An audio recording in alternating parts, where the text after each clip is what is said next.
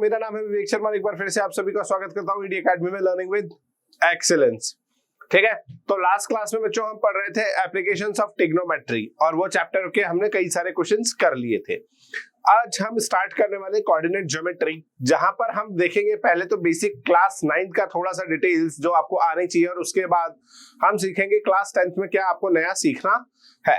चलो तो स्टार्ट करते हैं बच्चों। कोऑर्डिनेट ज्योमेट्री की जब भी बात आती है तो कोऑर्डिनेट ज्योमेट्री क्या होती है यदि सबसे पहले पूछा जाए तो इसका मतलब होता है कोऑर्डिनेट। आपने ये चीज देखी होगी, इस लाइन को आप एक्स एक्सिस बोलते हैं, याद है, और इस लाइन को आप बोलते हैं Y axis. X axis horizontal line को आप बोला जाता है और वर्टिकल लाइन को आप वाई एक्सिस बोलते हैं। क्लियर? अब यहां पर जब हम बात करते हैं तो सबसे पहले आपको पूछना होता है कि सर कोऑर्डिनेट ज्योमेट्री का फायदा क्या है। तो ध्यान से देखो बच्चों, आपने कभी आपका मैप यूज किया हो तो आपको पता होगा कि मैपिंग सिस्टम में जब आप किसी को अपनी लोकेशन भेजते हैं तो एग्जैक्टली लोकेशंस पर कोऑर्डिनेट्स जाते हैं। वो कोऑर्डिनेट्स क्या होते हैं उस पर्टिकुलर पॉइंट पे, जैसे आप इस वर्ल्ड में इस पॉइंट पे खड़े हुए तो इसके पॉइंट चले जाएंगे, यही मैप समझता है। आप जैसे अपना एरिया या लोकेशन बोले तो उसको कोई नहीं समझता है, जो चीज समझी जाती है वो होता है ये पॉइंट। ठीक है, गूगल मैप इन्हीं पॉइंट्स को समझता है, इसीलिए आप देखना पॉइंट्स में जैसे 82.7356 पॉइंट के बाद भी 6 डिजिट तक, वो 4 या 6 डिजिट तक आपकी लोकेशन आती है। ये एक्यूरेसी के लिए जाती है। इसके साथ लिखा था नॉर्थ ईस्ट, नॉर्थ वेस्ट, ऐसा कुछ। इन सब के फायदे क्या होते हैं बच्चा, इन सब के यूज से आप एक दूसरे की लोकेशन को ट्रेस करते हैं। क्लियर? तो यही चीज कोऑर्डिनेट ज्योमेट्री में हम भी पढ़ने वाले हैं। अब आपको पता होना चाहिए कि कोऑर्डिनेट ज्योमेट्री में जैसे आपसे पूछा जाता है कि आप यहाँ हैं और इस पॉइंट की पर्टिकुलर डिस्टेंस कैसी है, तो नॉर्मली यहां पर हम स्ट्रेट डिस्टेंस की बात करते हैं। तो इस पूरे चैप्टर में हम ये स्ट्रेट डिस्टेंसेस ही पढ़ने वाले। ठीक है, तो सबसे पहले हम बात करते हैं कोऑर्डिनेट ज्योमेट्री की बेसिक डिटेल्स की। ये आपका कोऑर्डिनेट सिस्टम समझाया जाता है। इसमें इस पर्टिकुलर पॉइंट को क्या बोला जाता है बच्चों? ओरिजिन, जिसके कोऑर्डिनेट क्या होते हैं 0, इस लाइन को अभी मैंने आपको बताया, इस लाइन को हम बोलते हैं एक्स एक्सिस और इस लाइन को हम बोलते हैं, यदि बात की जाए इस लाइन के इस पॉइंट के पीछे वाली पार्ट की, तो ये माइनस एक्स एक्सिस भी कहलाता है। कई बच्चों को यदि कंफ्यूजन हो तो इसलिए यहाँ पे समझा दिया जाता है कि माइनस एक्स एक्सिस है। इस लाइन के इस पार्ट को बोला जाता है माइनस वाई एक्सिस। इस बिहाफ पर ये पूरा जो प्लेन है ये 4 हिस्सों में बट चुका है। इस प्लेन के इस हिस्से को बोला जाता है फर्स्ट क्वाड्रेंट, इसको बोला जाएगा एंटी क्लॉकवाइज सेकेंड क्वाड्रेंट, इसको बोला जाएगा थर्ड क्वाड्रेंट और इसको बोला जाएगा आपका फोर्थ क्वाड्रेंट। अब आपको अगर सर ये क्वाड्रेंट तो ठीक है पर इनके 4 हिस्से अलग अलग है तो इनमें डिफरेंस क्या है? ये जो पोर्शन है ये एक्स एक्सिस के पॉजिटिव पार्ट पर है और वाई एक्सिस के भी पॉजिटिव पार्ट पर ही है। तो यहां पर वो कोऑर्डिनेट आएंगे जिनकी दोनों वैल्यूज कैसी होती है? प्लस होती है। जबकि यदि हम इस क्वाड्रेंट की बात करें तो यहां पर एक्स एक्सिस नेगेटिव है, मतलब पहली वैल्यू नेगेटिव काउंट हो और यदि दूसरी वैल्यू पॉजिटिव काउंट हो तो उस तरह के पॉइंट्स को हम कहां मार्क करेंगे? सेकंड क्वाड्रेंट में। ये आ जाता है हमारा थर्ड क्वाड्रेंट जहां एक्स एक्सिस भी नेगेटिव है और वाई एक्सिस भी नेगेटिव है। तो यहां पर वो पॉइंट्स आते हैं जिनकी दोनों वैल्यूज नेगेटिव काउंट होती हैं। यदि हमारे फोर्थ क्वाड्रेंट की बात करें तो एक्स यहां पर पॉजिटिव है और वाई यहां पर नेगेटिव। ठीक है, तो यहां पर फोर्थ क्वाड्रेंट में वो पॉइंट्स आएंगे जिनका एक्स पॉजिटिव है और वाई नेगेटिव है। अब इंपॉर्टेंट बात, सर एक बात बताओ, आपने हमेशा एक्स का जो साइन है, एक्स का जो साइन है उसको आगे ही रखा है। यहाँ देखो, एक्स के साइन को आप आगे रख रहे हो और वाई के साइन को पीछे रख रहे हो, ऐसा क्यों? तो देखो बच्चा ध्यान से देखना, किसी भी कोऑर्डिनेट को लिखने का जो स्टैंडर्ड फॉर्म होता है वो एक्स कोऑर्डिनेट पहले लिखा जाता है और वाई कोऑर्डिनेट पीछे लिखा जाता है। ये स्टैंडर्ड फॉर्म है। तो यदि कहीं आपका 2,3 लिखा हुआ है तो इसका मतलब है कि 2 इसका x कोऑर्डिनेट है और 3 इसका y कोऑर्डिनेट होगा। क्लियर? ये बात ध्यान से सुन लो। दूसरी चीज, जब हम 2 और 3 की बात करते हैं, ठीक है, तो इस 2 और 3 में इस 2 का क्या नाम दिया जाता है? 2,3 में इस 2 को हम बुलाते हैं एब्सिसा। एब्सिसा, और इस 3 को हम क्या बुलाते हैं, ordinate. Ordinate, abscissa and ordinate, इस तरह से बन जाता है आपका कोऑर्डिनेट।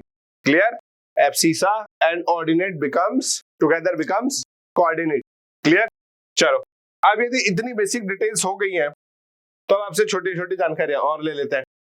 यदि हम यहां पर बात करें कोऑर्डिनेट सिस्टम में, ये है आपका एक्स एक्सिस। आप मुझे एक बात बताओ बच्चा, एक्स एक्सिस के किसी भी पॉइंट का यदि मैं आपसे कोऑर्डिनेट पूछूं तो आप इसका कोऑर्डिनेट क्या बताओगे मेरे? क्लियर? तो यदि आप इसका कोऑर्डिनेट जानना चाहते हैं तो इसका कोई ना कोई एक्स वैल्यू होगी, है ना, बट इसकी वाई वैल्यू क्या होगी? ध्यान से देखो ना, वाई एक्सिस पे ऊपर चढ़ रहा है ना, वाई एक्सिस पे नीचे, तो इसका वाई कितना हो जाएगा? 0। तो कई बार आपसे एक्स एक्सिस से रिलेटेड क्वेश्चंस पूछे जाएंगे और उसमें जो पर्टिकुलर पॉइंट के बारे में बात की जाएगी, तो ध्यान रखना कि उस पर्टिकुलर पॉइंट के जो कोऑर्डिनेट्स है वह x,0 माने जाएंगे। और इसी तरह हम y एक्सिस की यदि बात करें तो y एक्सिस पर जो कोऑर्डिनेट होते हैं, इन पर x जो हो जाता है वो 0 हो जाता है और y की वैल्यू चेंज हो सकती। तो ध्यान रखना, x एक्सिस पे कोई भी पॉइंट यदि मार्क करना हो तो उसका कोऑर्डिनेट क्या होगा? x,0, जबकि y एक्सिस पर कोई भी कोऑर्डिनेट मार्क करना हो तो उसका कोऑर्डिनेट क्या होगा? 0,y। ये बातें आपको ध्यान होनी चाहिए। चलो, अब अपन इसमें आगे चलते हैं। ठीक है, अब यहां पर 10th क्लास में जो हम पढ़ने वाले हैं वो पढ़ने वाले हैं डिस्टेंस फॉर्मूला। डिस्टेंस फॉर्मूला, अब ये क्या है? तो बेटा, कोऑर्डिनेट ज्योमेट्री में दो पॉइंट्स के बीच की जो डायरेक्ट स्ट्रेट डिस्टेंस होती है, इसको हम क्या बोलते हैं? डिस्टेंस, डायरेक्ट डिस्टेंस, या फिजिक्स की भाषा में हम बात करें तो इसको हम बोलते हैं डिस्प्लेसमेंट। तो यहां पर हम बात करेंगे डिस्प्लेसमेंट की, कि दो पॉइंट्स की जो डिस्प्लेसमेंट है, डायरेक्ट डिस्टेंस जो है स्ट्रेट, वो कितनी है। क्लियर? तो यहां पर ये कैसे निकाली जाती है, तो ध्यान से देखो, इसको मैं आपको बहुत अच्छे से समझा देता हूं कि ये आपका एक स्टैंडर्ड क्वाड्रेंट है। ठीक है, इसमें आपने कोई भी एक कोऑर्डिनेट यहां मार्क करा है और कोई भी एक कोऑर्डिनेट यहां मार्क करा है। अब इस कोऑर्डिनेट की वैल्यू हो गई x1, y1, और इस कोऑर्डिनेट की वैल्यू हो गई x2, y2।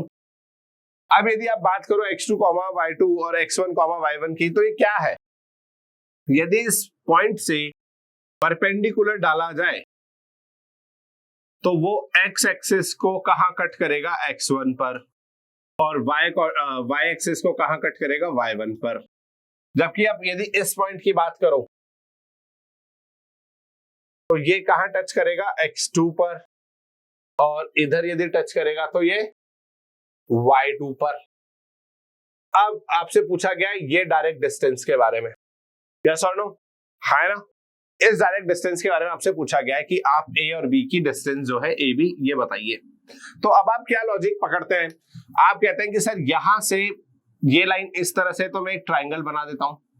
यहाँ ऑलरेडी ट्राइंगल बना हुआ है, इसको मैं कुछ भी नाम देता हूं, सी नाम दे देता हूं।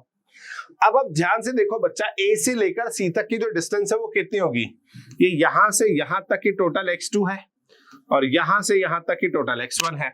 तो ये जो डिस्टेंस होगी ये कितनी होगी? x2 माइनस x1 का whole square. x2 minus x1, yes और नो? ओके, इसी तरह से यदि हम b से c की डिस्टेंस देखें तो यहां पर इस पॉइंट की जो डिस्टेंस है ये कितनी है? y1, और इस पॉइंट की जो डिस्टेंस है वो कितनी है? y2, और हमें चाहिए ये बीच की, तो ये कितनी हो जाएगी हमारी? y2 minus y1। तो ये डिस्टेंस हो जाएगी y2 माइनस y1। क्लियर? तो यहां से यदि मैं देखूं तो ये एक 90 डिग्री ट्राइंगल है, यस और नो? और 90 डिग्री ट्राइंगल में लग जाती है हमारी पाइथागोरस थ्योरम। तो यहां पर हम देखते हैं in triangle ABC using Pythagoras theorem. Pythagoras theorem की यदि हम बात करें तो यहां पर बच्चों क्या हो जाएगा आपका? AB square equals to BC square plus CD square CA square. यहां पर आपको यदि ये स्क्वायर हटाना है तो यहां क्या रखना पड़ेगा बेटा? यहां आ जाएगा आपका under root. Clear? Basic logic, ठीक है? तो यहां से AB की जो वैल्यू है वो क्या आ जाएगी? अंडर रूट BC की वैल्यू कितनी रखी आपने, y2 माइनस y1 का whole square plus x2 minus x1 का होल स्क्वायर, और यही आ जाता है आपका डिस्टेंस फॉर्मूला। दोनों में से किसी को भी आगे पीछे कर लो, तो आप चाहे तो ऐसे भी बोल सकते हैं कि AB जो है that is equals to under root x2 minus x1 का whole square plus y2 minus y1 का होल स्क्वायर। क्लियर, बात समझ में आई? तो ये है हमारा डिस्टेंस फॉर्मूला जो हम किसी भी दो कोऑर्डिनेट्स पे लगा सकते हैं और उनके बीच की स्ट्रेट डिस्टेंस को निकाल सकते हैं। चलो तो स्टार्ट करते हैं इसमें बेसिक क्वेश्चन। पहला क्वेश्चन आपको बोला गया है इन दो पॉइंट्स के बीच की डिस्टेंस बताइए। तो अब बच्चा क्या करता है, यहां पर लग जाता है फटाफट से, सर 8,2 यहां मार्क होगा, 8 तो यहां है तो यहां 8 और -2 यहां नीचे आएगा कहीं, तो यहां आपका कोऑर्डिनेट आ रहा है 8,-2 और 3,6 यहां कहीं आएगा 3,-6 और इनके बीच की डिस्टेंस निकालने बैठेगा। पर बच्चा आपको कोऑर्डिनेट ज्योमेट्री में हर बार डायग्राम बनाने की जरूरत नहीं है। बेसिकली पढ़ते हैं तो बेसिकली आपको इसमें कुछ नहीं करना है, आपको इन पॉइंट्स को ये भी मार्क करना है और इस तरह से बनाने की भी आपको कोई जरूरत नहीं है। आप क्या करेंगे, डायरेक्ट ध्यान से देखो, आपको एक कोऑर्डिनेट यहां मार्क करना है 8,-2 और एक कोऑर्डिनेट यहां मार्क कर देना है 3,-6। इनको एक्यूरेसी के साथ बनाने की कोई जरूरत नहीं है। इस पॉइंट को आपने ए नाम दिया और इस पॉइंट को आपने बी नाम दिया। अब आपको क्या लिखना है, using distance formula, using distance formula. और जब आप फॉर्मूला की बात करें तो एक बार लिखिए कि ए बी की जो डिस्टेंस है वो आएगी इस तरह से, x2 माइनस x1 का whole square plus y2 minus y1 का होल स्क्वायर। क्लियर। अब यहाँ पर आप जब डिस्टेंस फॉर्मूला लगाने जाएंगे तो अक्सर बच्चे जो गलतियां करते हैं वो भी मैं आपको बताता हूँ। वो करेंगे 8 में से -2 को माइनस और 3 में से -6 को माइनस। ये सबसे कॉमन मिस्टेक है जो हर क्लास का बच्चा जब भी उनको पहली बार पढ़ा जाता है तो डिस्टेंस में ये गलती जरूर करता है। तो ये आप नहीं करेंगे, आपको पता है x में से x को घटाना है और y में से y को घटाना है। चलिए तो यहां पर जब आप वैल्यू रखेंगे तो कुछ इस तरह से हो जाएगा, 8 माइनस 3 का होल स्क्वायर प्लस y2 की वैल्यू है हमारी -2 माइनस 6 और फिर इसका भी होल स्क्वायर। अब आप कहोगे सर आपने जो वैल्यू बोली उस हिसाब से रखी नहीं है, आपने 8 को पहले रख दिया, 3 को बाद में रख दिया, जबकि आपका होना चाहिए था ये x2 है तो आपको इसको आगे और इसको पीछे। बेटा इसमें कोई फर्क नहीं पड़ेगा कि आपने किस वैल्यू को आगे रखा है और किस वैल्यू को पीछे। नॉर्मली क्या होता है ना, 3 - 8 और 8 - 3 दो अलग अलग आंसर आते हैं। 8 - 3 और 3 - 8 दो अलग अलग आंसर है। बट जब आप दोनों आंसर्स का स्क्वायर करने जाएंगे ना तो इस केस में भी निकल के आता है 5 और 5 का स्क्वायर बन जाता है 25, और इस केस में निकल के आता है -5, बट उसका जब स्क्वायर करने जाते हैं तो वो भी कितना निकल के आ जाता है 25 तो यहाँ पर स्क्वायर होने के कारण प्लस और माइनस की इतना एरर नहीं आता है, इसलिए बच्चा किसी भी वैल्यू में से किस वैल्यू को घटाना है इस पर ज्यादा दिमाग चलाने की जरूरत नहीं होती है। चलो तो ये बात समझ में आ गई। चलो तो अब यहां से अपन आगे स्टार्ट करते हैं। तो डिस्टेंस लगाइए फटाफट से, 8 - 3 मतलब 5 का स्क्वायर प्लस इसको सॉल्व कर लीजिए एक बार, -2 + 6 का होल स्क्वायर जो कि आगे चल के क्या बन जाएगा 5 का स्क्वायर प्लस 4 का स्क्वायर। आगे आप इसको करेंगे तो ये हो जाएगा 25 + 16, यदि ऐड करने जाएंगे तो दिस विल बिकम √41। अब यहां पर देखने वाली बात यह है कि 41 किसी का परफेक्ट स्क्वायर नहीं है, तो इनके बीच की जो डिस्टेंस है वो √41 आई है। अब आप कहोगे सर ये कैसे डिस्टेंस आई, तो आ सकती है डिस्टेंस, ऐसा कोई फर्क नहीं पड़ता है कि हमेशा परफेक्ट वैल्यूज में है। 3√2, 3√5, 7√2, 7√8 ऐसा कुछ भी आ सकता है। आपको बस ये ध्यान रखना है कि आप सही तरीके से फॉर्मूला लगाएं और सही तरीके से आंसर निकालें। क्लियर। चलो एक और क्वेश्चन देखते हैं इसी बेस्ड पर अपन। क्या गया, अब थोड़ा सा एडवांस क्वेश्चन दे दिया है, prove that the points this and this are the vertexes of an isosceles triangle. अब यहां पर क्या होता है बेटा, डिस्टेंस फॉर्मूला तो हर छोटा बच्चा भी लगा ले, तो अब आपको थोड़ा सा एडवांस करने के लिए क्वेश्चन में कुछ अलग अलग बातें भी पूछी जाएंगी। जैसे आइसोसेलियस ट्रायंगल की क्या प्रॉपर्टी होती है, आपको याद होना चाहिए कि आइसोसेलियस ट्रायंगल एक ऐसा ट्रायंगल होता है जिसकी दो साइड्स इक्वल होती है। यहाँ हम एंगल्स की तो बात कर ही नहीं सकते, तो दो साइड्स इक्वल होती हैं। अब वो दो साइड्स कौन सी होंगी ये हम बात करते हैं। चलो तो सबसे पहले इसका रफ डायग्राम बनाते हैं। 1, -1, -2, 1/2, -1/2, सॉरी +1/2 है, और यहां पर 1, 2। अब देखो इससे कोई फर्क नहीं पड़ता कि आपने कौन सा कोऑर्डिनेट कहां मार्क करा है। सर ये तो गलत होगा ना, ये यहाँ होगा, ये वाला वहां होगा, ये वाला नीचे होगा, ऐसा कुछ, इससे कोई फर्क नहीं पड़ता। आपको एक रफ डायग्राम बनाना होता है जो आपने इसी तरीके से बनाना है, उसमें कोई ऐसी प्रॉब्लम नहीं है। इन सबको नाम दीजिए ABC, और इसके बाद आगे करके आपको निकालने हैं डिस्टेंसेस। तो हर क्वेश्चन में आपको लिखना है फॉर्मूला और उसके बाद लगाते हैं AB। तो AB जो है वो क्या कह रहा है, ध्यान से देखो, 1 - -½ 1 -½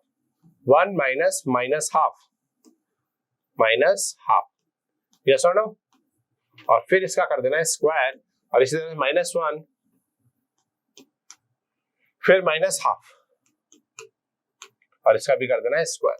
सिंप्लीफाई कीजिए तो ये बन जाएगा 3/2 का होल स्क्वायर, प्लस ये भी बन जाएगा 3/2 का होल स्क्वायर, माइनस आ जाएगा, उससे कोई फर्क नहीं पड़ रहा। अच्छा, कई बच्चे तो ये सोच रहे सर ये प्लस का है, ये माइनस का है, काट दो। बच्चों ध्यान रखना, ये माइनस अंदर है, तो जब स्क्वायर करोगे तो ऑटोमेटिकली पॉजिटिव हो जाएगा। यदि आपको चाहिए तो यहां माइनस होना चाहिए, तब ये कैंसिल आउट होता है। क्लियर?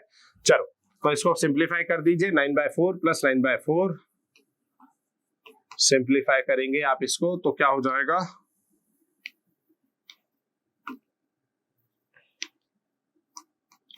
जब आप इसको सिंप्लीफाई करेंगे तो 18/4, सिंप्लीफाई करने पर आप इसको 3/2√2 छोड़ सकते हैं। ये आ गया आपके ट्राइंगल के इस पॉइंट की डिस्टेंस 3√2/4। क्लियर? अब इसके बाद आपने एक डिस्टेंस निकाल ली है, ऐसे आपको दूसरी डिस्टेंस निकालनी है।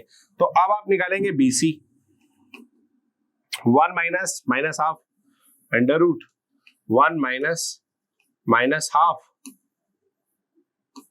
और फिर 2 - ½ प्लस 2 - ½ दोनों को वापस से देखिए सेम आ जाएगा, यहां पर भी √1 + ½ का स्क्वायर प्लस 1/2 का स्क्वायर। ठीक है, आप इसको जैसे भी सिंप्लीफाई करें, दोनों जगह वापस से इसकी वैल्यू जब आप ऐड करेंगे तो कितना हो जाएगा, 3/2 का होल स्क्वायर प्लस 3/2 का होल स्क्वायर। तो यहाँ पर ये दोनों ही डिस्टेंसेस बराबर आ जाएंगे। ध्यान से देखो, 9/4 इसको भी सिंप्लीफाई करोगे तो कितना आएगा, √9/4 प्लस 9/4। ठीक है, तो 3√2/4 ये आ गया आपकी ये डिस्टेंस भी। तो इसका मतलब ये कितना हो गया, 3√2/4। अब आप चाहें, आइसोसेलेस ट्राइंगल बोल दिया है इसलिए हमने दो साइड्स बराबर निकाल लिए, पर किसी के दिमाग में ये आ रहा हो कि सर हो सकता है तीसरी साइड भी बराबर हो, तो चेक कर सकते हैं आप। इसके लिए AC भी निकालिए, 1 - 1 0 प्लस 2 - -1 3 का होल स्क्वायर 9। तो यहां पर 3 हो जाएगा, तो ये डिस्टेंस जो है वो उतनी तो नहीं आ रही जितना हमें चाहिए थी। तो ये एक आइसोसेलेस ट्रायंगल है, इसकी दोनों डिस्टेंसेस जो है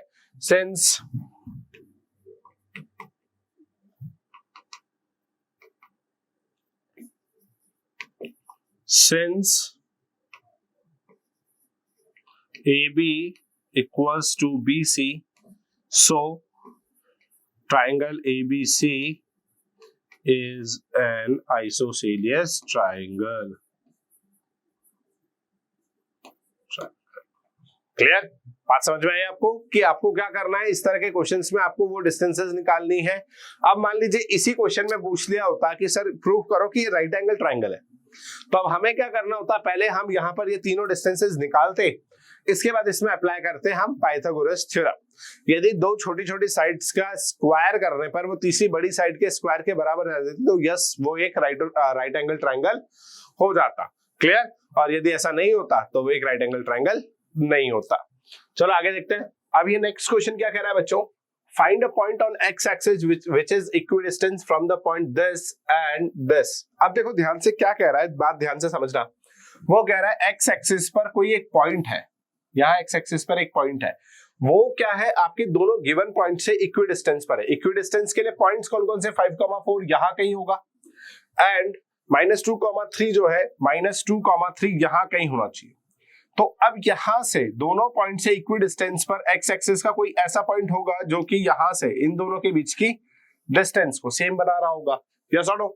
तो मान लिया आपने इस पॉइंट को ए और इस पॉइंट को बी नाम दिया, इस पॉइंट को आपने सी नाम दिया। अब अकॉर्डिंग टू क्वेश्चन क्या कह रहा है, AC जो है वो BC के बराबर है, यस और नो। अब बच्चे मेरे से कहेंगे कि सर आप ये बताओ कि हर बार हमें ऐसी ड्राइंग बनाने की जरूरत है क्या? तो बिल्कुल नहीं है।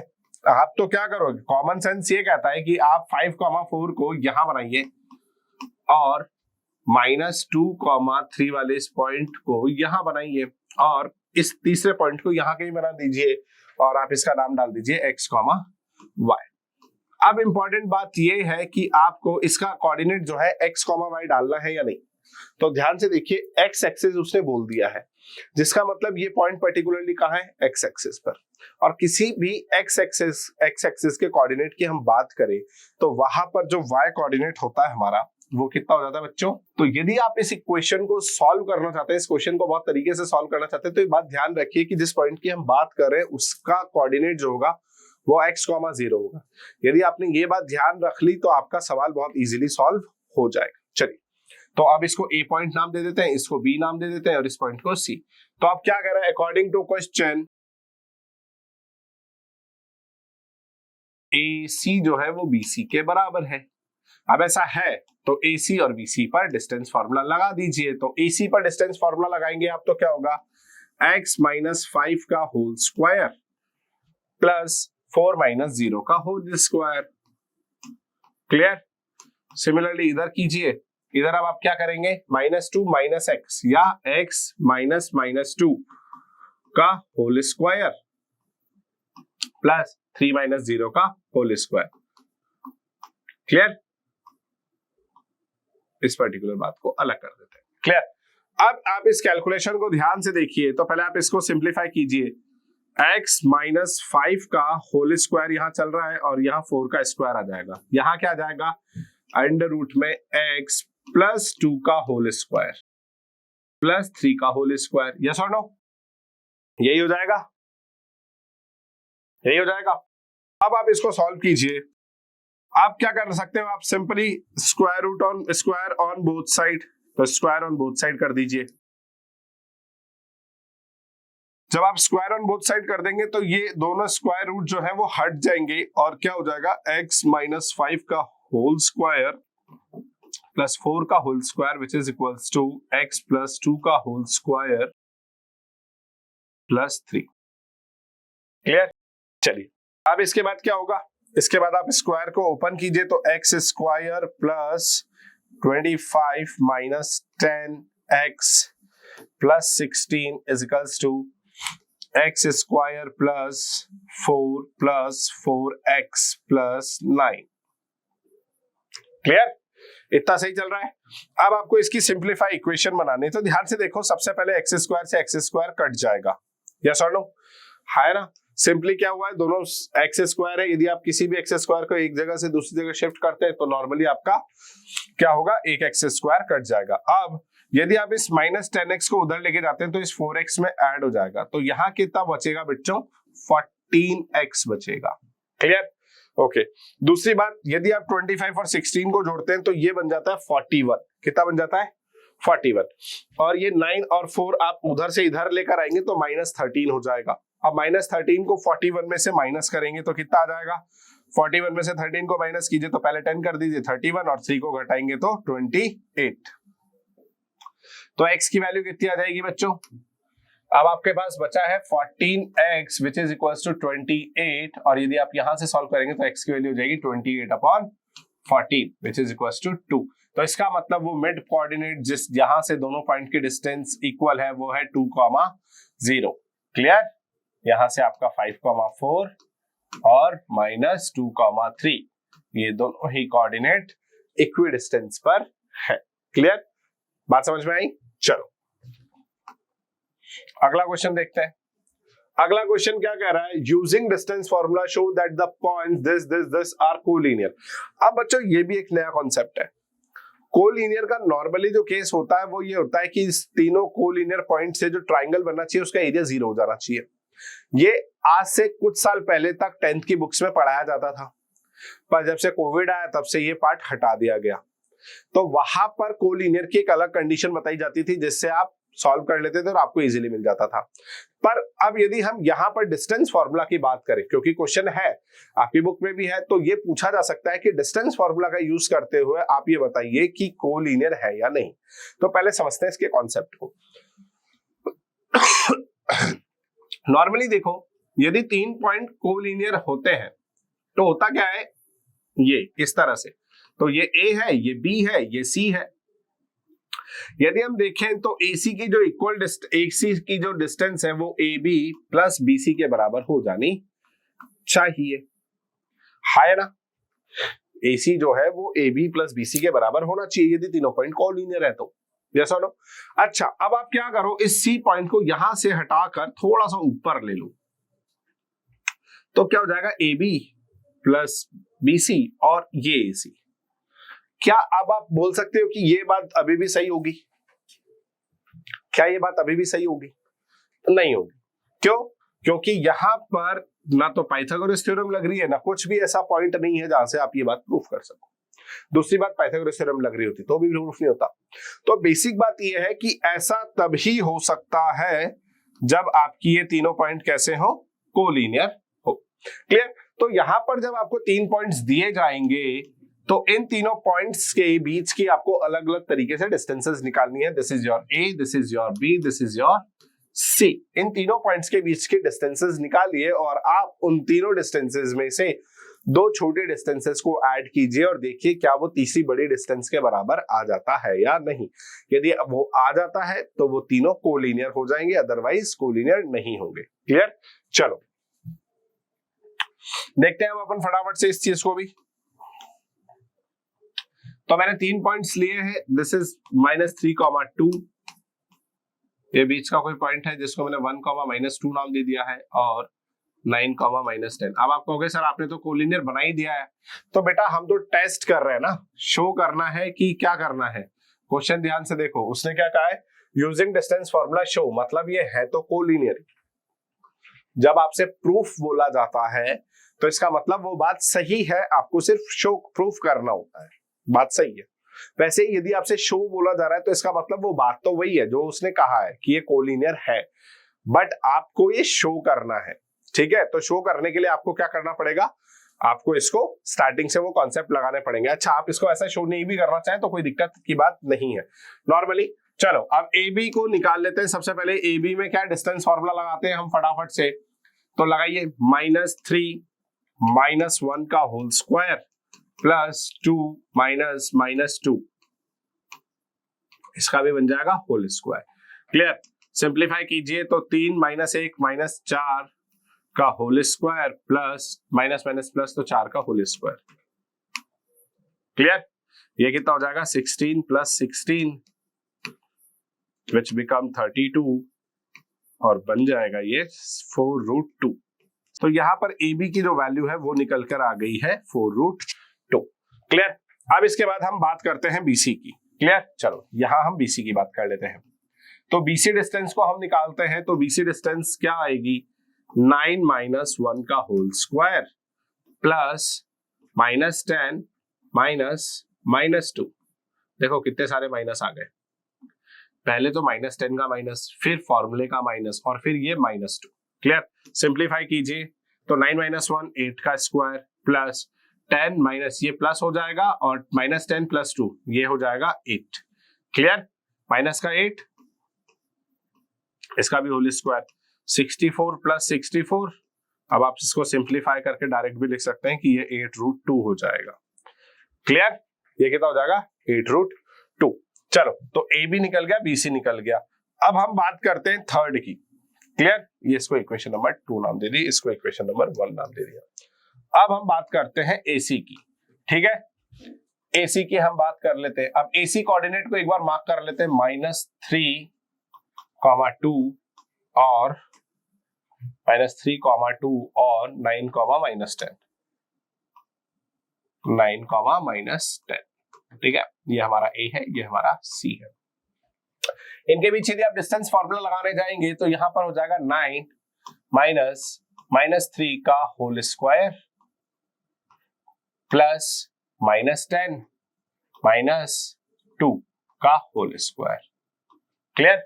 तो यहां पर ये हो जाएगा 12 का स्क्वायर प्लस ये हो जाएगा -12 का स्क्वायर।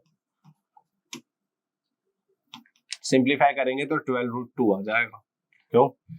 पिछली 2 बार की कैलकुलेशन में ये हुआ था ना, 4 और 4 का स्क्वायर जोड़ा तो 4√2 आया, 8 प्लस 8 का स्क्वायर प्लस 8 का स्क्वायर जोड़ा तो 8√2 आया। तो यहाँ पर यही दिमाग चलाते हुए मैंने डायरेक्ट लिख दिया कि 12 प्लस 12 का स्क्वायर यदि हम जोड़ रहे हैं तो ये भी 12√2 ही आएगा। चलो अब हम बात करते हैं, क्या AC जो है वो AB प्लस BC के बराबर है? तो देख लेते हैं। AC की वैल्यू हमने 12√2 डाली है और AB की वैल्यू 4√2 आई थी और BC की वैल्यू 8√2। यदि हम ध्यान से देखें तो √2 कॉमन आ जाएगा और ये चीजें ऐड हो जाएंगी 8 + 4, तो इसका मतलब ये हो जाएगा 12√2 और इधर भी आ जाएगा 12√2। इसका मतलब यस, ये तीनों पॉइंट जो है वो कोलिनियर है। क्लियर? तो मैंने आपको पहले भी बोला था कि यदि वो क्वेश्चन में बोलता है शो, तो इसका मतलब वो चीज है, बस आपको शो करनी है। बट यहाँ पर प्रैक्टिकली भी आपने क्वेश्चन करके देखा और इसमें भी आपको वो कोलिनियर मिल गया। क्लियर? अब आप एक बात और बोल सकते हो, सर आपने इसको इसी ऑर्डर में क्यों जोड़ा? आपको कैसे पता कि वो A है, वो B है और वो C? ये क्वेश्चन जरूर आना चाहिए यदि आपके दिमाग में नहीं आया तो। बच्चों मैंने ये दिमाग नहीं चलाया कि ये AB है, ये BC है और ये CA है, या यही जोड़ना चाहिए। नॉर्मली मैंने क्या करा, तीनों डिस्टेंसेस को निकाला।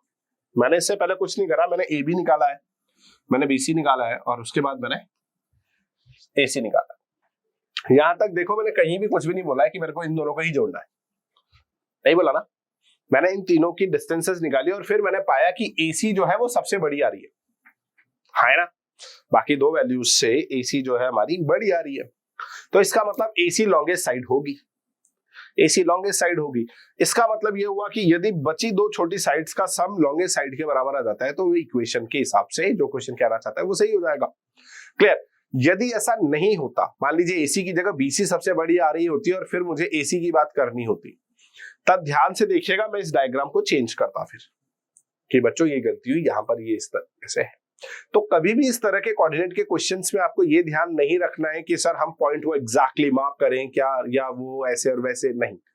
जो क्वेश्चन कह रहा है आप वैसे वैसे करते जाइए, उसमें कोई दिक्कत की बात नहीं होती है। उसने 3 कोऑर्डिनेट जिस तरह से दिए थे मैंने उस तरीके से मार्क कर दिया। ये उसकी जिम्मेदारी थी, या तो वो क्लियरली कोऑर्डिनेट को एक लाइन में बना के देता, या नहीं भी देता तो फिर हमारा अपना दिमाग यूज कर लेते। क्लियर? तो यहां पर हमने जितना दिमाग चलाया उस हिसाब से हमारा काम हो गया। तो आपको यदि कभी ऐसा लगे तो बस इतना दिमाग चला लीजिए कि लॉन्गेस्ट साइड कौन सी आपको नजर आ रही है, तो बस उसको एक साइड रखिएगा और बची दो छोटी साइड्स को अपोजिट साइड्स पे रख दीजिएगा। चलिए अगला क्वेश्चन देखते हैं। अब ये क्वेश्चन आ गया, the length of a line segment is 10। एक the length of a line segment is 10। एक लेंथ है ये और इसकी जो लेंथ है ये 10 है। If one end is at 2, -3, यदि इसका एक एंड 2, -3 पर है, and the abscissa of the second end is 10। अब इंपॉर्टेंट बात आती है, एब्सिसा क्या होता है? यदि आपने वीडियो को स्टार्टिंग में बहुत क्लियरली ध्यान से सुना हो तो मैंने बताया था एब्सिसा क्या होता है। एब्सिसा होता है एक्स कोऑर्डिनेट को हम बोलते हैं, इंडिविजुअली एक्स कोऑर्डिनेट को किसी भी पॉइंट के, उसको हम क्या बोला जाता है? एब्सिसा। तो बोल रहा है कि यदि इसका सेकंड जो the abscissa of the second and is 10, तो इसका मतलब एक्स कोऑर्डिनेट तो इसका 10 है और ऑर्डिनेट गायब है। तो ऑर्डिनेट वो कह रहा है ये है या ये है, तो हमें तो नहीं पता, हम तो वाई रख देते हैं। या सुनो, बेसिक लॉजिक ये कहता है ना कि यदि आपको नहीं पता तो आप उसको वाई रख दीजिए। अब आपसे वो क्या कह रहा है, ये तो ये माइनस प्लस का 3 होगा या माइनस का 9 होगा, तो ठीक है देख लेते हैं। तो अब क्या क्वेश्चन है? क्वेश्चन ये है कि इन दोनों पॉइंट के बीच की जो डिस्टेंस है वो 10 है और दोनों पॉइंट के बीच में ये वाला पॉइंट मिसिंग है। चलो तो निकाल लेते हैं। इस पॉइंट को नाम दिया ए, इस पॉइंट को नाम दिया सी, ठीक है, सॉरी इस पॉइंट का नाम दिया हमने ए 2, -3 और इस पॉइंट को हमने नाम दिया बी और जिसका कोऑर्डिनेट क्या हो जाएगा हमारा 10, y और डिस्टेंस है इनकी 10। चलो तो लगा देते हैं A B distance formula, using distance formula √2 -10 या 10 - 2 जो भी आप लिखना चाहे, कोई दिक्कत की बात नहीं है। प्लीज हर बार क्वेश्चन में फॉर्मूला जरूर लिख लिया कीजिए। मैं इसलिए नहीं लिख रहा हूं क्योंकि बार बार मुझे एक चीज नहीं करनी, बट बोर्ड पेपर में आपको एक क्वेश्चन एक ही बार करना है, ठीक है। तो आपको हर क्वेश्चन पर फॉर्मूला लिखना होगा। 10 माइनस 2 कितना हो जाता है 8 का square plus y minus y plus 3 का होल स्क्वायर, ठीक है। Minus minus plus, clear. चलिए अब इसको सिंप्लीफाई कीजिए तो 64 plus y square plus 6y plus 9। अच्छा, कई बच्चे बार बार मेरे से एक बात पूछते हैं, सर ये 6y कहां से आया। मैं हर बार बताता हूं बच्चों आपको कि 6y 2ab वाली टर्म है। अक्सर बच्चे हमेशा इसमें कंफ्यूज रह जाते हैं कि 6y कहां से आया sir, a square plus b square, आप 2ab वाली टर्म अक्सर भूल जाते हैं, तो ऐसा ना करें। अच्छा, राइट साइड में ये है 10, ये है 10। अब क्या करना पड़ेगा, square on both side, square on both side. जब आप स्क्वायर करेंगे तो ये 10 का कितना हो जाएगा 100, और इधर कितना हो जाएगा y स्क्वायर प्लस 6y, 6 और 9 और 64 ऐड हो जाएंगे तो कितना हो जाएगा 73। सिंप्लीफाई कीजिए इस इक्वेशन को तो ये इधर 0 आ जाएगा, y स्क्वायर प्लस 6y और 100 उधर चला जाएगा तो -27।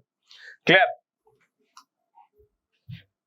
तो आपकी जो कंडीशन बन रही है वो ये बन रही है 0 is to y square plus 6y minus 27। यदि आपने स्टार्टिंग से कोऑर्डिनेट ज्योमेट्री पढ़ी है और उससे पहले आपने 9th क्लास में मिडिल टर्म स्प्रेडिंग ब्रेक करना सीखा है क्वाड्रेटिक इक्वेशन का, तो आपको आता होगा कि अब यहां से क्या करना है 27 को ऐसे ब्रेक करना है कि 6 आ जाए, तो क्या बनेंगे factors 9y minus 3y minus 27। यहां से आप इन दोनों में कॉमन ले लीजिए y, तो कितना हो जाएगा y plus 9 minus 3y minus y plus 9, y plus 9 y minus 3।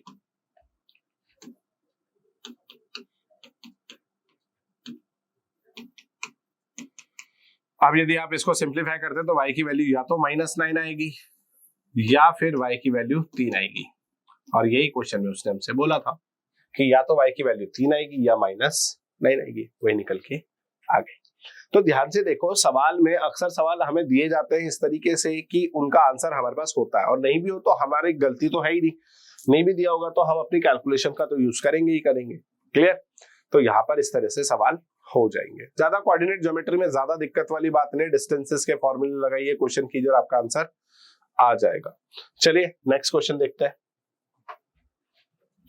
ये एक अच्छा क्वेश्चन है, आपकी बुक का है, और मुझे इसलिए अच्छा लगता है क्योंकि इस क्वेश्चन में बहुत सारी बातें बोली गई हैं। If Q is equidistant from P and R, find the values of X, also find the distance QR and PR।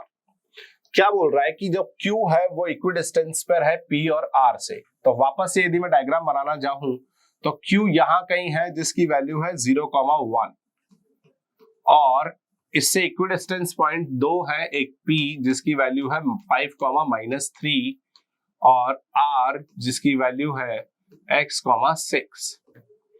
अब वही कह रहा है कि यहां पर आप क्या, ये सिचुएशन तो दे दी है तो आप इसको x निकाल लीजिए, इसके साथ साथ also find the distance of QR।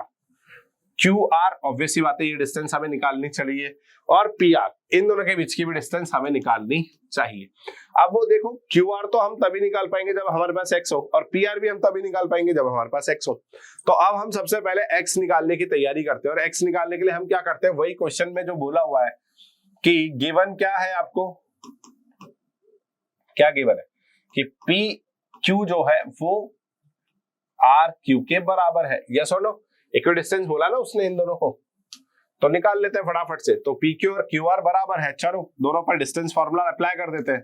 तो PQ पर डिस्टेंस फार्मूला लगाइए, PQ पर तो 0 और 5, 5 माइनस 0, 5 माइनस 0 का whole square plus 1 minus -3, 1 minus -3 का होल स्क्वायर, और इधर RQ पे यदि हम डिस्टेंस फार्मूला लगाते तो x माइनस 0 का होल स्क्वायर प्लस 6 माइनस 1 का होल स्क्वायर।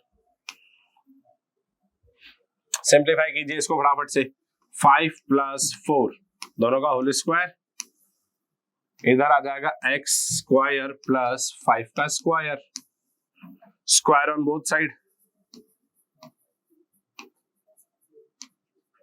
जब आप स्क्वायर करेंगे दोनों साइड तो क्या हो जाएगा, इधर आ जाएगा 5 स्क्वायर प्लस 16। अब आप कहेंगे सर आपने 5 का स्क्वायर क्यों नहीं करा, इस वक्त आपको समझ में आ जाएगा। ध्यान से देखो, दोनों साइड 5 स्क्वायर है, वो कट जाएगा, तो आप स्क्वायर करते भी हैं तो भी कोई फायदा नहीं है। तो एक्स स्क्वायर की वैल्यू जो है वो आ गई है 16। यहां से हम एक्स की वैल्यू देखें तो या तो +4 आएगी या -4 आएगी। ठीक है, एक्स की वैल्यू क्या आ गई, +4 या -4। ठीक है, चलो तो +4 और -4 दो केस बन गए। चलो तो अब इस बिहाफ पर यदि हम बात करें, क्लियर, तो देखो कंडीशन क्या क्या है हमारे पास। ये P है हमारा, ये R है हमारा, और ये हमारा Q है। 5, -3, 0, 1। अब R के कोऑर्डिनेट हमारे बदल रहे हैं। एक बार +4 और 6 लेना है हमें, +4 और 6 लेना है हमें। प्लस इसलिए लिख रहा हूं क्योंकि एक बार हमें माइनस भी लेना है, तो +4 और 6 लेना है हमें। अब इस बिहाफ पर हमसे क्या क्या पूछा गया है, हमसे पूछा गया है QR और PR। चलो तो निकाल लेते हैं। QR की यदि हमसे डिस्टेंस पूछी जाए तो QR क्या आ जाएगा बच्चों, 4 - 0 का होल स्क्वायर प्लस 6 - 1 का होल स्क्वायर। 4 का स्क्वायर प्लस 5 का square which is equals to 16 + 25 √41। Clear. चलो अब दूसरा अपन देखते हैं PR की डिस्टेंस। तो PR की यदि हम बात करें तो PR के बीच की डिस्टेंस निकालने के लिए P की वैल्यू है 5 और R की वैल्यू है 4, तो 5 - 4 का होल स्क्वायर प्लस 6 -3, 6 -3 इसका भी होल स्क्वायर। तो यदि हम यहां पर देखें तो 1 का स्क्वायर प्लस 9 का स्क्वायर कितना आ जाएगा, √82। तो ये दोनों डिस्टेंसेस आ गई, कितनी आई, ये आ गई है √41 और ये आ गई है √82। क्लियर, इतनी बात समझ में आ रही है। अब इसी का सेकंड सिनेरियो बात कर लेते हैं। तो यहां पर हम क्या करते हैं, एक छोटी सी बात हम इरेज कर देते हैं कि ये +4 ना होकर यदि -4 होता, क्या होता, -4, तो सिचुएशन क्या होती। ठीक है, यदि -4 होता बच्चों तो PR की जो बात हम कर रहे हैं, PR उसके लिए फॉर्मूला क्या लगता, 5 - 4 का होल स्क्वायर प्लस -3 -6 का होल स्क्वायर। और यहां से क्या निकल के आता, 9 का स्क्वायर प्लस 9 का स्क्वायर, तो कितना हो जाता है 9√2। यस और नो, ये तो सीख रखा है ना हमने, अब ये तो निकाल सकते हैं हम 9√2 कैसे आया। चलो तो ये तो आ गया 9√2। और यदि हम QR की हम बात कर ले तो ये कितना हो जाता, 4 - 0 -4 - 0 का होल स्क्वायर प्लस 6 - 1 का होल स्क्वायर। तो ये 4 का स्क्वायर प्लस 5 का स्क्वायर, इसमें मेरे ख्याल से कोई चेंज नहीं आ रहा है, 16 + 25 which becomes √41। तो ध्यान से देखो, चाहे ये +4 हो चाहे -4, इस पे पर्टिकुलर इस डिस्टेंस पे तो कोई फर्क नहीं पड़ता, क्योंकि क्वेश्चन कह रहा है कि ये जो है इक्वी डिस्टेंस पर है। ठीक है, तो ऐसे 2 पॉइंट्स पॉसिबल है जो कि यहां पर इक्वी डिस्टेंस बना लें। बट यदि हम ऐसा इक्वी डिस्टेंस का कॉन्सेप्ट देखें तो उस पॉइंट से ये हो जाएगा कि यहां पर जो √82 आ रहा है इसकी जगह वैल्यू कितनी हो जाएगी, √162, या फिर हम उसको कह सकते हैं 9√2। क्लियर। तो यहां पर अब आप बात समझिए इसको कि किस तरह से सवाल चल रहा है। क्लियर, यहां पर गड़बड़ नहीं होनी चाहिए। दोनों सवालों के तरीके हमने आपको बता दिए। क्वेश्चन क्या बोला गया था वापस देख लीजिए, उसने बोला था वैल्यूज ऑफ x निकालिए, तो ऑब्वियस सी बात थी, क्वेश्चन नहीं बोल रहा था कि हमारी x की 2 वैल्यूज पॉसिबल हो सकती है। मिनिमम 2 तो थी, तो हमने दोनों निकाल दी। दोनों से जो डिस्टेंसेस पूछी हमने दोनों से वो डिस्टेंसेस भी निकाल दी। क्लियर। चलो अभी आ गया आपका होमवर्क। क्लियर?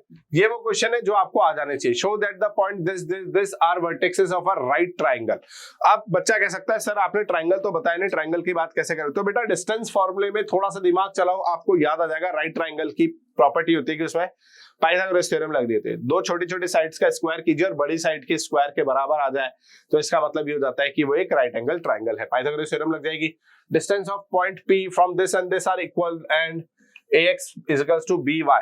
तो फाइंड ए और बी, क्यों? क्योंकि यहां से एक इक्वेशन बनेगी और एक इक्वेशन आपको यहां से मिलेगी, तब जाके ही आप दो वेरिएबल सॉल्व कर पाएंगे। Last, the vertexes of a triangle are this this this. Is this a triangle equilateral, isosceles या स्केलिन? वही बेसिकली कि तीनों डिस्टेंसेस निकालिए, तीनों डिस्टेंसेस के यहाँ पर आप बता पाएंगे कि ये ट्रायंगल कैसा है। इसमें एक बहुत अच्छा क्वेश्चन भी आता है बच्चों, जो कि आता है आपके क्वाड्रिलेटर से रिलेटेड। उस क्वेश्चन को करने के लिए आपको 6 मिनिमम डिस्टेंसेस की बात करनी होती है कि क्वाड्रिलेटर में 6 मिनिमम डिस्टेंसेस निकालनी होती है हमको, 4 साइड्स और 2 डायगोनल्स। अब इन 4 साइड्स और 2 डायगोनल्स के बिहाफ पर आपको जो क्वाड्रिलेटर्स बांटने होते हैं वो होते हैं रेक्टेंगल, स्क्वायर, रोम्बस और आपका पैरेललोग्राम। रेक्टेंगल की प्रॉपर्टी आपकी पैरेललोग्राम से मैच कर जाती है, अपोजिट साइड्स आर इक्वल। ठीक है, अपोजिट साइड्स का जो पेयर है, दोनों पेयर वो इक्वल हो जाते हैं। बट यदि डिफरेंशिएट किया जाए तो डायगोनल्स के यहाँ पर ये कर सकते हैं कि रेक्टेंगल के जो डायगोनल्स होते हैं वो इक्वल होते हैं, जबकि पैरेललोग्राम के डायगोनल्स अनइक्वल होते हैं। सेम बात आ जाती है आपकी चारों साइड्स इक्वल आ जाए तो रोम्बस में और स्क्वायर में क्या डिफरेंस होता है? सेम कि यदि रोम्बस है तो उसके डायगोनल्स अनइक्वल होंगे, जबकि जो आपका स्क्वायर होता है उसके डायगोनल्स इक्वल हो जाते हैं। तो यहां पर ध्यान रखिएगा, इस तरह के क्वेश्चंस में आपको कुछ नहीं, आपका बेसिक नॉलेज ट्राई करना होता है। बेसिक नॉलेज को याद रखते हुए आप यदि सवाल करते हैं तो आपका सवाल हो जाएगा। बस ध्यान रखना, क्वाड्रिलेटर के सवाल में आपको 6 डिस्टेंसेस निकालनी है। और एक इंपॉर्टेंट बात, जब आपको इस तरह से एक सवाल में मान लीजिए यहाँ 4,3 और दे रखा है, क्वाड्रिलेटर का ये सवाल मान लेते हैं हम, और आपसे क्वाड्रिलेटर में बोला गया कि 4 पॉइंट है और बताइए किस तरह का क्वाड्रिलेटर होता है। अब आपको एक बात जो दिमाग में रखनी है वो सिर्फ इतनी सी कि आपको इनको पर्टिकुलर शेप में नहीं बनाना है कि ये कोऑर्डिनेट कहां कहां मार्क होंगे। आपको क्या करना है, -2,0 उसने पहला कोऑर्डिनेट बोला, आपने यहां मार्क कर दिया। 2,3 उसने ये बोला, आपने यहां मार्क कर दिया। थर्ड उसने -1,-3 बोला, यहां मार्क कर दिया। और 4,3 आपने यहां मार्क कर दिया। अब आप इसको चुपचाप ऐसे जोड़ेंगे। अक्सर बच्चे जो गलतियां करते हैं वो ये करते हैं कि वो ABCD लिखने का तरीका ही बदल देते हैं। वो AB फिर C यहां नहीं लिखते हैं। कई बच्चे C क्या करते हैं, C यहां लिख देते हैं और D यहां कर देते हैं। कुछ ना कुछ उटपटांग सी हरकतें करते हैं जहां पर वो अपने कोऑर्डिनेट्स को ही बदल देते हैं। तो ये गलतियां ना करें। आपको कोऑर्डिनेट को जब मार्क करना होता है तो आप जैसे क्वेश्चन में दिया हुआ है वैसे ही एक फॉर्म में ही मार्क कीजिए, या तो क्लॉकवाइज या एंटी क्लॉकवाइज। प्लीज बीच में से Z शेप बनाने की जैसी गलतियां ना करें। क्लियर? आपको A-B उसके बाद क्या मार्क करना है, C मार्क करना है। तो ये पॉइंट C ही आएगा और ये पॉइंट D ही मार्क होगा। इन चीजों में मिस्टेक ना करें। ABCD ऐसे लाइन से मार्क करें ताकि फिर 2 डिस्टेंसेस ऐसी आ जाएंगी। नहीं तो यदि आपने कोऑर्डिनेट गलत मार्क करे तो फिर आपका सवाल गलत हो जाएगा। क्लियर? चलो, तो इस तरह की जानकारियों के साथ बने रहिए। ठीक है, ये सवाल कीजिएगा, आपको सारे सवाल आ जाएंगे। ठीक है, तो वीडियो पसंद आया हो तो वीडियो को प्लीज लाइक कीजिए, चैनल को सब्सक्राइब कीजिए और बने रहिए ईडी एकेडमी के साथ। Thank you.